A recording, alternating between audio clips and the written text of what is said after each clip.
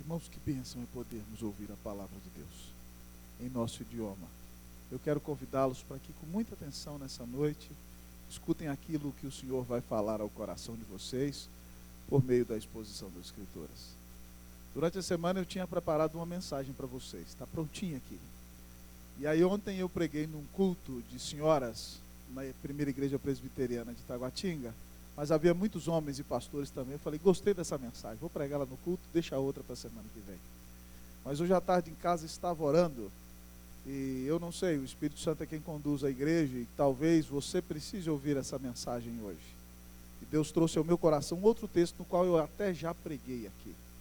Mas eu orei, Senhor, é isso mesmo, Senhor. Eu não gosto de pregar em texto que eu já preguei de novo, mas importa mais a palavra de Deus do que a vaidade do homem. Então eu quero nessa noite convidá-lo a abrir comigo a sua Bíblia lá no profeta Jeremias, no capítulo 29. Logo após o almoço, o Senhor me trouxe esse texto ao coração novamente, e o Espírito do Senhor me impressionou muito fortemente com este texto da palavra de Deus. Profeta Jeremias, capítulo 29, nós faremos a leitura a partir do versículo de número 11. Versículo de número 11. Nós vamos ler a partir do versículo de número 10, mas eu vou pregar a partir do versículo de número 11. Quero convidar a igreja para se colocar de pé. Convido-lhe desde já para desligar o seu celular. O Senhor não vai te telefonar. Eu deixei o meu com a minha esposa ali. Vê se está no silencioso aí, viu, querida? Para não tocar o celular do pastor. Uma vez, irmãos, eu fui pregar nos Estados Unidos, lá na igreja do pastor Bob. Vocês sabem que eu sou muito chato com esse negócio de celular. E eu estava lá pregando e o presbítero Heitor era o intérprete. E aí começou aquele barulho de iPhone. Taran, taran, taran, taran. E eu falei, meu Deus do céu, até nos Estados Unidos tem esse descolocado que deixa o telefone ligado, né? Ou gente sem cabeça, e o telefone e não parava. Eu falei, meu Deus, que povo sem noção. Eu achei que americano era mais organizado, e não era igual a gente, não. Quando eu me dei conta, era o meu celular, irmão, que estava tocando. E era a minha mãe, que nunca me liga no celular, me ligando. Eu falei, meu Deus, esse trem pega aqui. Depois ela falou assim, nunca mais vou te ligar. Eu falei, não, mãe, faz isso não. Jeremias, então já bota aí no silencioso para a gente não ter esse problema. Jeremias, capítulo 29, nós vamos ler a partir do versículo 11 mesmo, onde será a nossa mensagem desta noite. Diz assim a palavra de Deus, leamos todos numa só voz.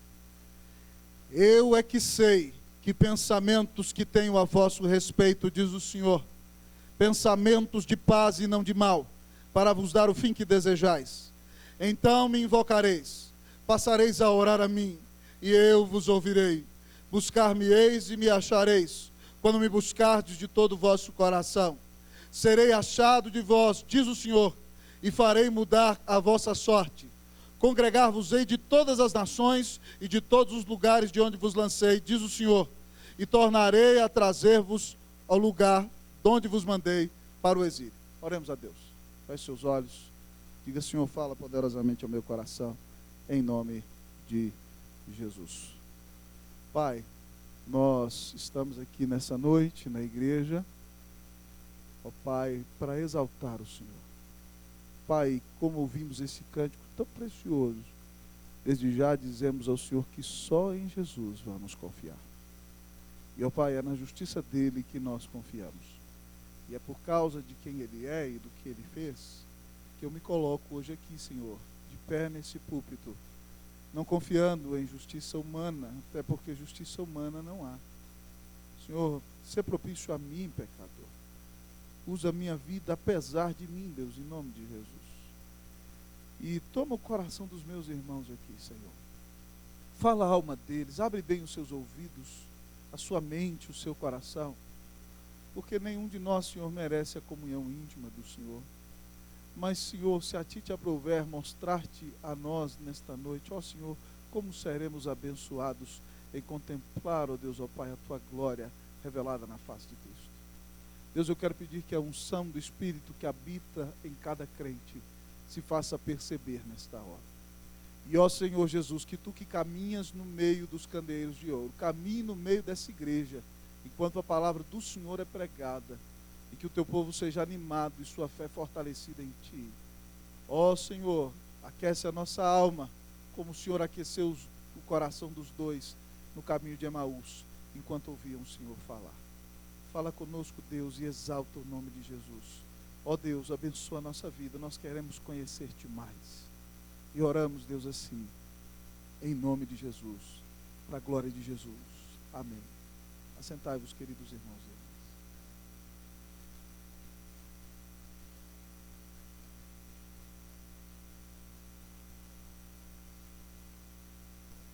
Os irmãos que estão entrando podem assentar-se, há lugar no templo.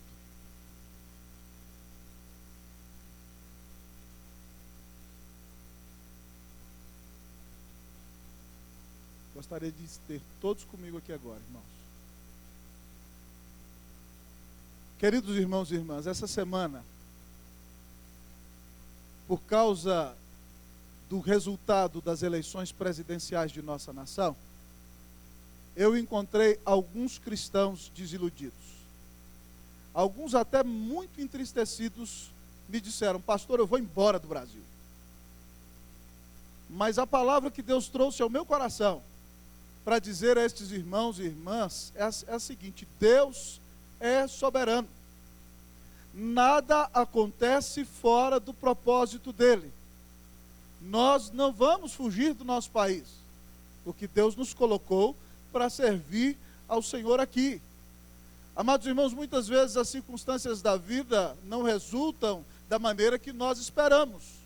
Mas ainda que as coisas não sucedam do jeito que você espera, é extremamente importante que você entenda que o seu Deus está no trono, que Ele domina sobre tudo, que nem um fio de cabelo cai da nossa cabeça sem a permissão do Senhor, porque todos eles, Ele os tem contados. Deus é soberano e Ele te ama e promete cuidar de você. Irmãos, e o interessante é que esse texto que nós lemos nesta noite foi escrito para um povo que estava extremamente desiludido. No ano 597 a.C., o Senhor Deus manda o povo de Israel, por causa dos seus horríveis pecados, para o exílio. E eles estão desesperados, literalmente, meu irmão, entristecidos, e pensam que não mais haverá esperança para o seu coração.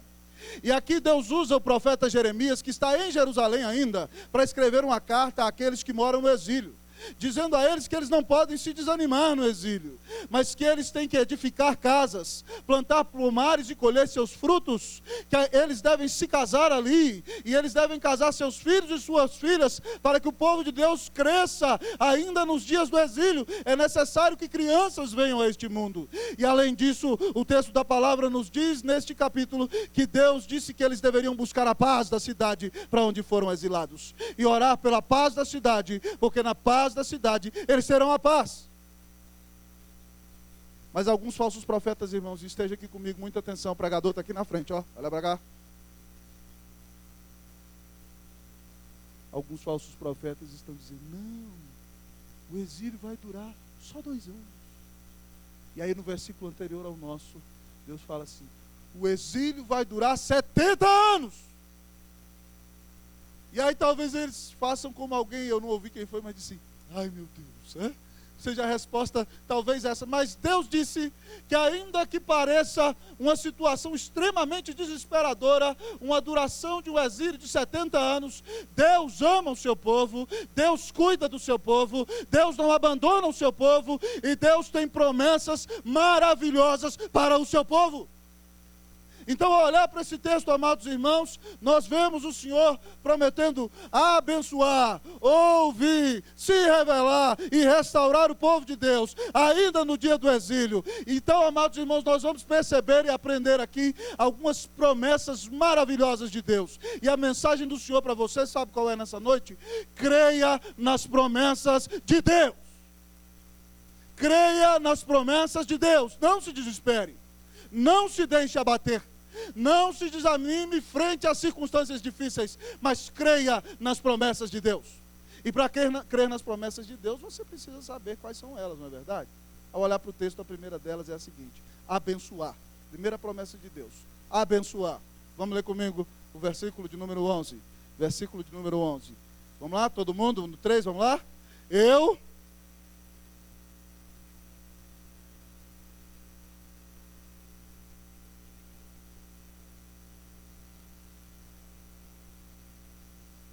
O povo de Israel está triste, o povo de Israel dizendo, não há mais esperança para nós, agora nós estamos derrotados, acabados, pobrecinho de nós. E Deus manda falar para eles, eu é que sei que pensamentos que tenho a vosso respeito, eu é que determino o rumo da vida de vocês.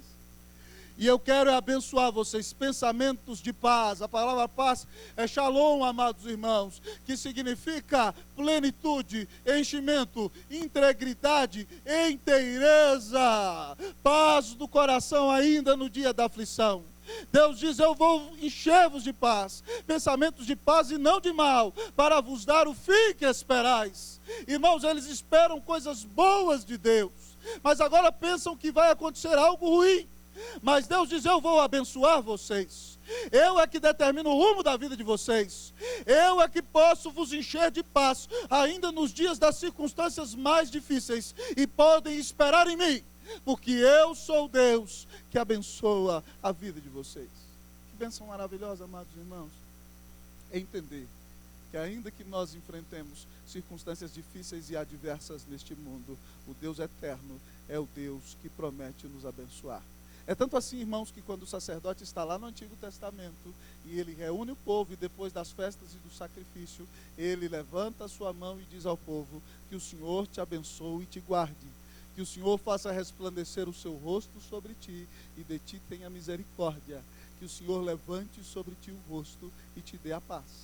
E é por isso que os ministros cristãos, debaixo do ensino do apóstolo Paulo em 2 Coríntios 13, abençoam dessa maneira, que a graça do Senhor Jesus Cristo e o amor de Deus e a comunhão do Espírito Santo seja sobre todos vós.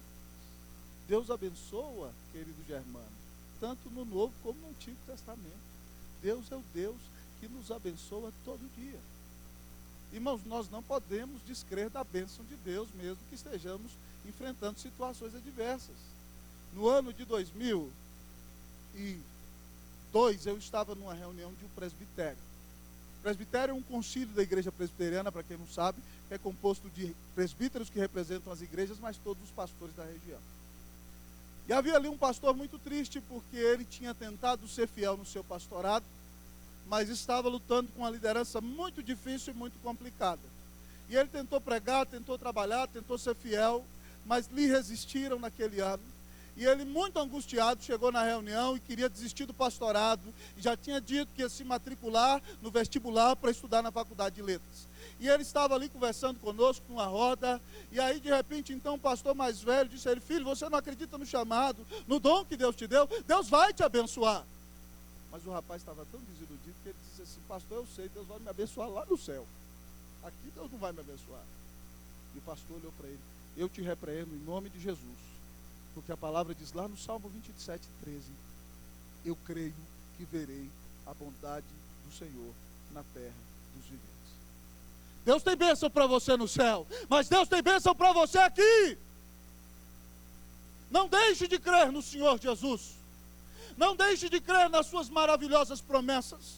Não deixe de orar. Sabe por quê? Porque os impossíveis dos homens são possíveis para Deus. Então é extremamente importante olharmos com fé para o crucificado e crer que o Senhor promete nos abençoar, ainda que nós enfrentemos grandes adversidades na vida. Você sabe por que eu estou pregando essa mensagem. Talvez eu não saiba, mas você sabe porque Deus me mandou pregar essa mensagem para você. Então, coragem, cristão.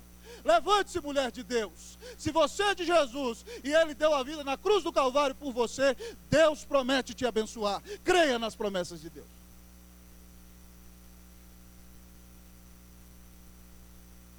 Mas para continuar crendo, você precisa saber quais são as promessas de Deus. A primeira, abençoar. A segunda, ouvir. Ouvir. Segunda promessa de Deus, ouvir. Vamos falar comigo? Ouvir. Ouvir. Versículo de número 12. Vocês vão ler para mim. Versículo 12, por favor, leiam para mim.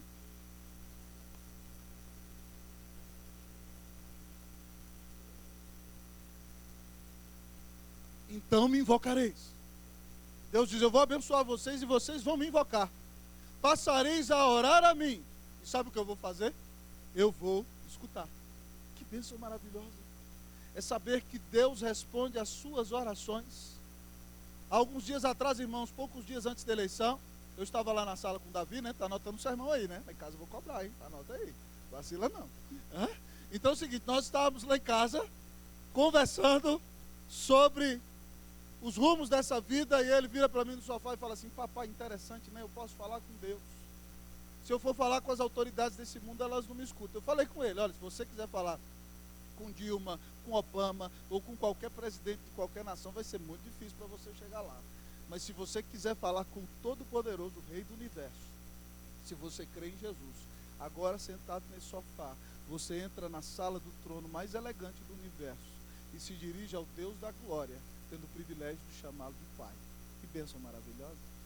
Deus é o Deus que ouve as nossas orações por causa do que Jesus fez na cruz do Calvário por amor de nós. Não porque você é bom. Você não fala assim: Deus, ouve a minha oração porque eu sou mais cheirosinho que aquele irmão ali que vem para o culto, que ele não passa nem perfume. Para com isso. O seu pecado é muito podre. Deus ouve a sua oração só porque Jesus morreu na cruz para te salvar.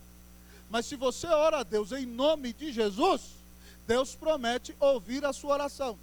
A esse profeta aqui no capítulo 33, versículo 3, Deus disse assim: invoca-me e te responderei, anunciar-te-ei coisas grandes e ocultas que tu não sabes. E Jesus diz para nós em João 14, 13: e tudo quanto pedirdes em meu nome, eu vou-lo concederei, a fim de que o Pai seja glorificado do Filho. É por isso que quando a gente ora, vou prestar atenção, tem crente, irmão, que às vezes ora assim e fala: terminei a oração, Deus, valeu. Não é desse jeito não, irmão. Outro dia eu vi alguém orando em nome do Pai. Eu falei: meu Deus do céu, como é que o cara ora para o Pai em nome do Pai? É por isso que você termina assim: em nome de Jesus. Sabia? Em nome de Jesus. Porque ele diz: ó, e tudo quanto pedirdes em meu nome, vou-lo concederei, a fim de que o Pai seja glorificado no Filho. Sabe por que Deus responde a sua oração? Porque Jesus Cristo morreu na cruz do Calvário para pagar o seu pecado.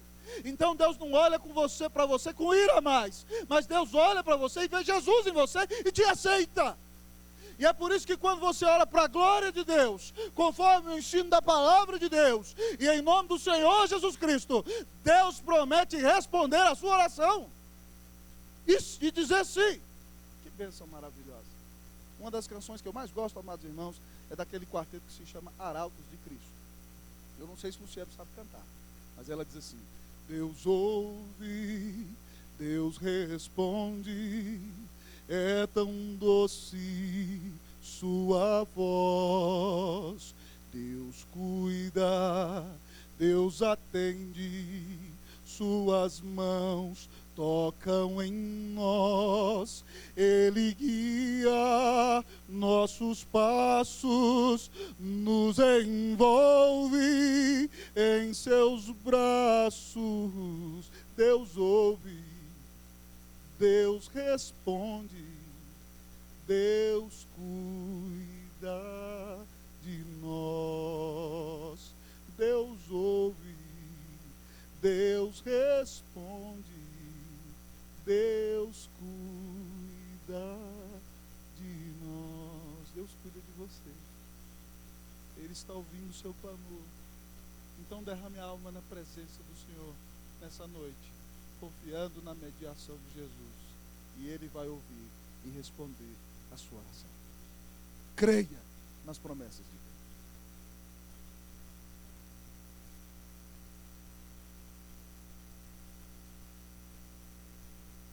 Todo mundo comigo aqui. Mas para crer nas promessas de Deus, você precisa conhecê-las. Concorda comigo? Primeira delas, qual é? Abençoar. Segunda? Terceira, se revelar. Se revelar. Versículo de número 13. Versículo de número 13. Vou pedir só as mulheres para lerem primeiro para mim. Vamos lá? Só as irmãs. 1, 2, 3.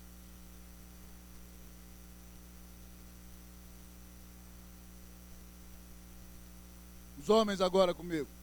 Buscar-me-eis e me achareis, quando me buscardes de todo o vosso coração. Deus promete deixar-se encontrar por você. Que bênção maravilhosa. Ele diz: vocês vão me buscar. E sabe o que eu vou fazer? Eu vou me deixar achar. não é verdade? Buscar-me-eis e me achareis, quando me buscardes de todo o vosso coração.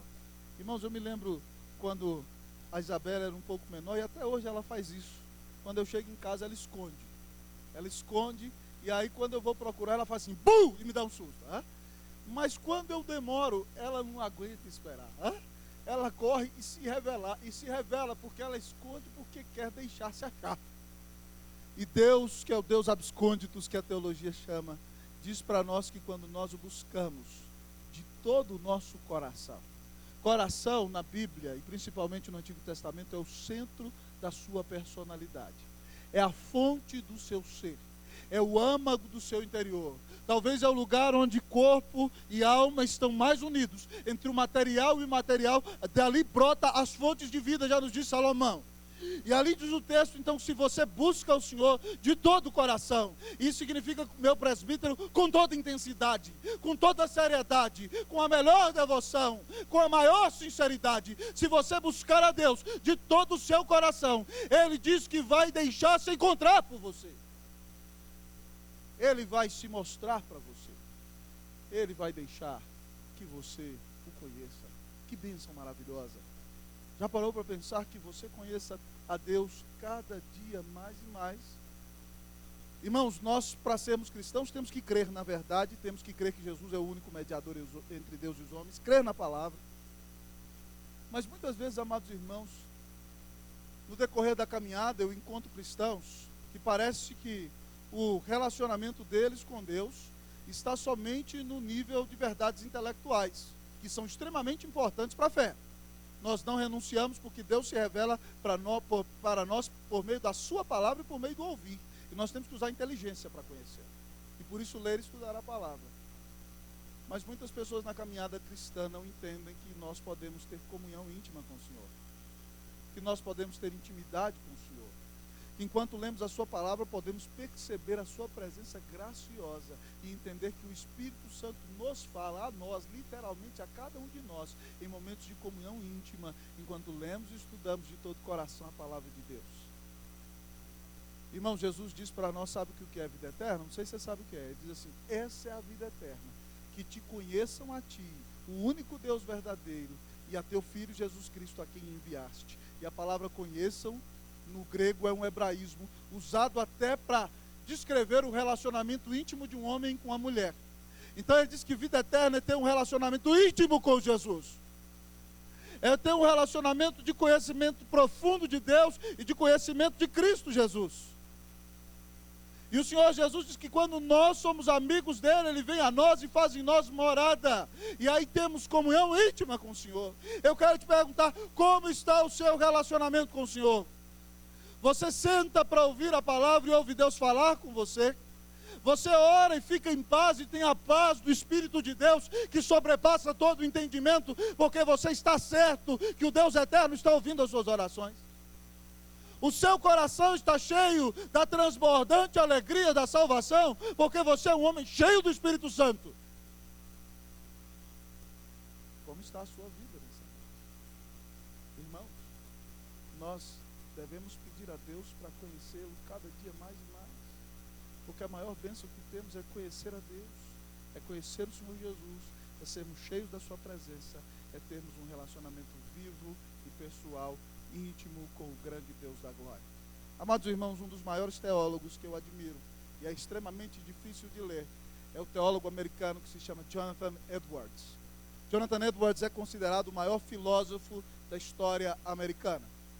O homem de uma mente brilhante, um dos grandes intelectuais da história da humanidade, um homem que escreveu grandes obras, mas é impressionante perceber que Deus resolveu usar um grande teólogo e um grande intelectual para viver dias de avivamento. E quando Jonathan Edwards prega o seu famoso sermão na sua igreja num domingo, não acontece nada. No outro domingo ele prega em Enfield, e ele prega ali lendo o sermão com uma vela. E ele fala que se os pecadores não se arrependerem de seus pecados, a mão de Deus que os sustenta vai retirar-se deles, e eles serão ameaçados e lançados no inferno, arrojados no inferno naquele exato instante. E a presença de Deus invade a igreja.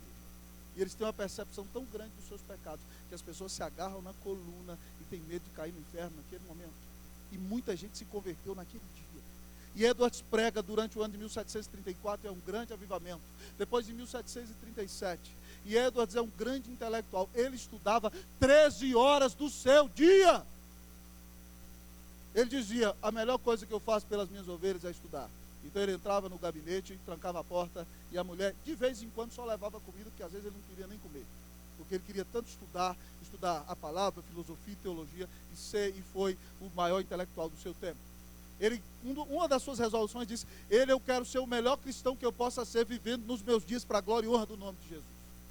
Mas David Martin Lloyd Jones, no seu livro Os Puritanos, conta para nós que Edwards, ainda sendo um homem tão intelectual e mais inteligente que qualquer pessoa que está aqui dentro, ele era um homem que tinha uma profunda vida de oração. Ele geralmente saía com a sua esposa, com a qual teve 14 filhos, todas as tardes, às 5 horas, para cavalgar. E ele conta em suas obras, um pouquinho de filho, né? Tem gente que está achando que eu tenho muito por ter 3, os pedidos tem muito porque eu tenho 4. Então, irmãos, Edwards saía para caminhar com a sua senhora, e eles cantavam e oravam. E Jonathan Edwards conta que algumas vezes nas florestas de Connecticut, ele saía para orar e para cantar, e ele disse que um dia ele estava orando na floresta de Connecticut e teve uma percepção, ele diz como que uma visão da glória do Senhor Jesus, que ele ficou perplexo e chorava em lágrimas e ficou perdido durante 2 horas na floresta que ele conhecia como a palma da sua mão, na qual tinha crescido desde menino, porque ele, em oração, em comunhão com o Senhor, teve uma percepção da glória do Senhor que morreu na cruz para salvá-lo. Meus irmãos, isso para nós parece até coisa de outro mundo, não é verdade? Mas você pode ter comunhão íntima com o Senhor. Você pode conhecê-lo mais. E você tem perdido muito na sua vida cristã, porque você tem se contentado com pouco. Eu gostaria de dizer que você pode navegar nas profundezas de Deus. Você pode ser cheio do Espírito Santo. Você pode ouvir Deus falar com você nas Escrituras. E você pode se deleitar na comunhão íntima do Senhor, que é para os que o temem, aos quais Ele dará a conhecer a sua aliança. Você quer conhecer a Deus? Quem quer conhecer a Deus, diga amém. Ore nessa noite e Deus vai se mostrar a você, em nome de Jesus, para a glória de Jesus. Você crê nas promessas de Deus? Você crê nas promessas de Deus? Quem crê nas promessas de Deus as conhece. A primeira delas qual foi? Segunda? Terceira? Sabe qual é a quarta? Restaurar. O Heitorzão está com tudo anotado aqui. Restaurar. Versículo de número 14. Leamos esse versículo. Eu lerei a primeira vez, vocês a segunda. Serei achado de vós, diz o Senhor, e farei mudar a vossa sorte. Congregar-vos-ei de todas as nações, e de todos os lugares para onde vos lancei, diz o Senhor, e tornarei a trazer-vos ao lugar de onde vos mandei para o exílio. Leia para mim o 14, vamos lá.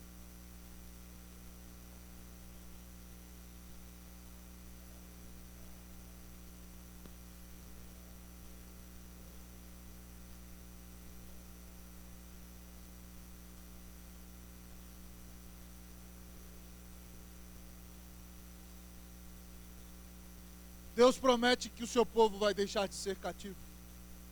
Irmãos, essa promessa que é para o povo de Israel é um consolo para o meu coração, porque ela é para mim também. Porque nós somos peregrinos neste mundo. Nós ainda não chegamos na nossa casa celestial.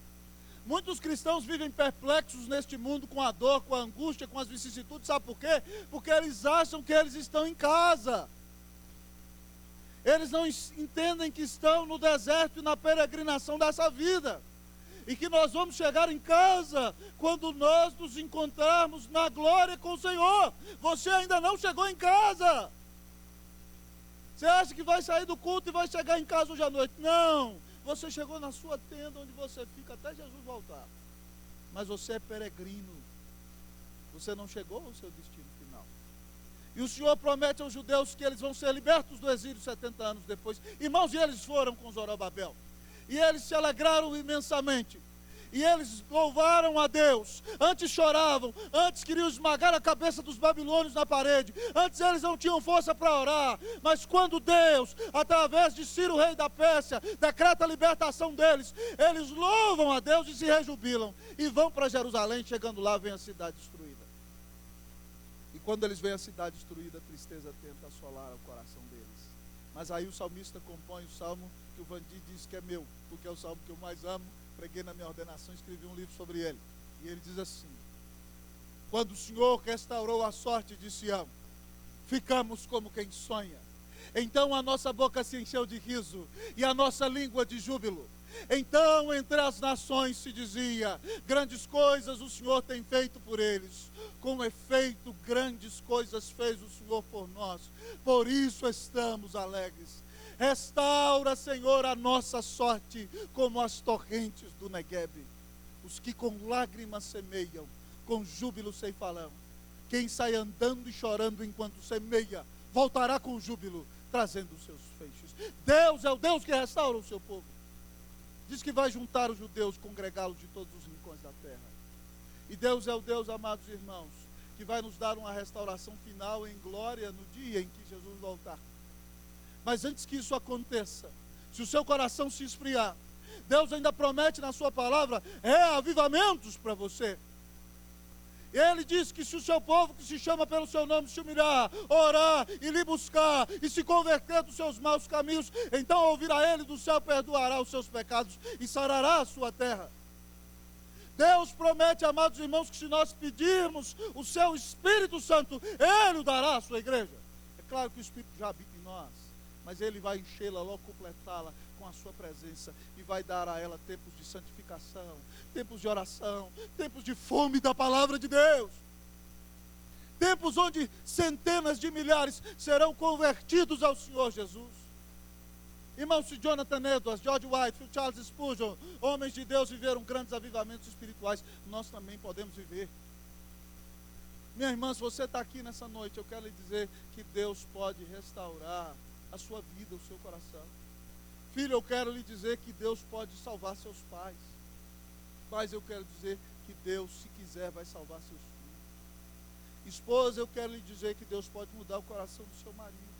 Marido, Deus pode mudar o coração da sua esposa. Deus pode trazer restauração, novo ânimo e esperança para o seu coração. Mas você precisa orar. Certo dia o salmista disse no Salmo 119, 25, a minha alma está abatida até o pó, depressão. E ele orou: Deus, vivifica-me conforme a tua palavra. Nós precisamos orar por um reavivamento no Brasil. Imagine comigo, meu irmão, se centenas de milhares neste país creem no Senhor. Imagine comigo, meu irmão, que se de repente, na oração de manhã, antes da escola dominical, você tenha que sair de casa logo cedo, 8 horas, porque 8h30 vai estar lotado de gente orando antes do culto da manhã. Imagine que você precise chegar aqui ao culto às 6 horas da tarde, porque senão você não vai encontrar lugar. Imagine Deus convertendo todos os seus familiares. Imagine Deus restaurando vidas. Imagine Deus libertando bêbados da sua bebedice. Imagine Deus libertando drogados da sua drogadição. Imagine, meu querido irmão, Deus transformando o coração de políticos corruptos nessa nação. Imagine, meu irmão, Deus mudando o jeitão de viver deste país. Imagine, meu querido irmão, um país sem festa da carne, mas celebrando festas do Espírito. Imagine, meu irmão, o que Deus pode fazer se Ele trouxer um reavivamento a este país. Imagine quantos missionários Ele pode despertar para levar o mundo inteiro aos pés da cruz. Se nós clamarmos e Ele se agradar de nós, nós precisamos orar por reavivamento. Nós precisamos orar como Isaías: oh, se fendesses os céus e descesses, se os montes tremessem à tua presença, como quando o fogo inflama os gravetos, como quando faz ferver as águas, para fazeres notório o teu nome aos teus adversários, de sorte que as nações tremessem da tua terra. Meu irmão, ouvir sobre o avivamento arde o meu coração. E anima, minha mãe. Eu preciso, irmão, de que Deus intervenha cada dia na minha vida. Você precisa que Deus intervenha na sua. Clamemos a Deus nessa noite: Deus, reforma e reaviva a sua igreja. Ele promete nos dar restauração, se nós clamarmos a Ele, em nome de Jesus.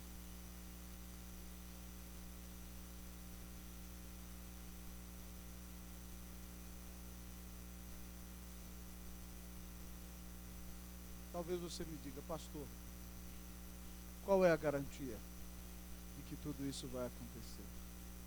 Sabe qual é a garantia? 700 anos antes de Jesus nascer, Isaías falou uma profecia que disse assim: certamente Ele levou sobre si as nossas dores e as nossas enfermidades tomou sobre si. E nós o reputávamos como aflito, ferido de Deus e oprimido. No versículo 5 ele diz assim: mas Ele foi traspassado pelas nossas transgressões e moído pelas nossas iniquidades. O castigo que nos traz a paz estava sobre Ele, e pelas suas pisaduras nós fomos sarados. A Bíblia prometeu que Jesus ia morrer na cruz para pagar os pecados do seu povo, e Ele morreu. Em Isaías, no mesmo capítulo, disse o seguinte: e Ele verá o fruto do seu penoso trabalho e ficará satisfeito. Com seu conhecimento, meu servo justo justificará muitos, porque as iniquidades deles levará sobre si.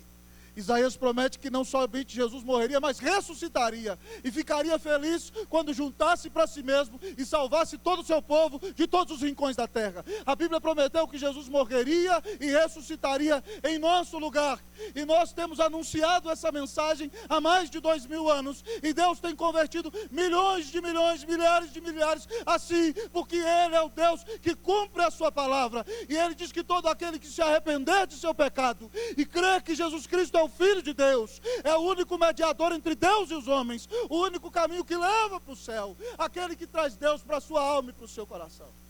Todo aquele que crê, invocar o nome do Senhor, será salvo. Se você está aqui nessa noite, meu querido amigo, e não tem certeza de salvação, não sabe se tomba hoje, vai para o céu ou para o inferno, eu quero lhe dizer: arrependa-se do caminho de erro no qual você tem andado. Creia que Jesus é o Filho de Deus que morreu na cruz para te salvar. Creia que Ele é o único mediador entre Deus e os homens. Clame o perdão de Deus porque Ele morreu no seu lugar. E diga: Senhor, vem habitar no meu coração. E se você assim crer, preste atenção, você vai ouvir no seu coração o bater do tribunal, do juiz dos juízes, o grande Deus, dizendo: eu te declaro justo, eu te declaro inocente, por causa do meu Filho Jesus Cristo. Se Jesus morreu por você e te dá a salvação, creia, creia, creia, creia nas promessas de Deus. Ele vai te abençoar, Ele vai te ouvir, Ele vai se revelar, Ele vai te restaurar, porque deu Jesus na cruz para te salvar. Então creia nas promessas de Deus.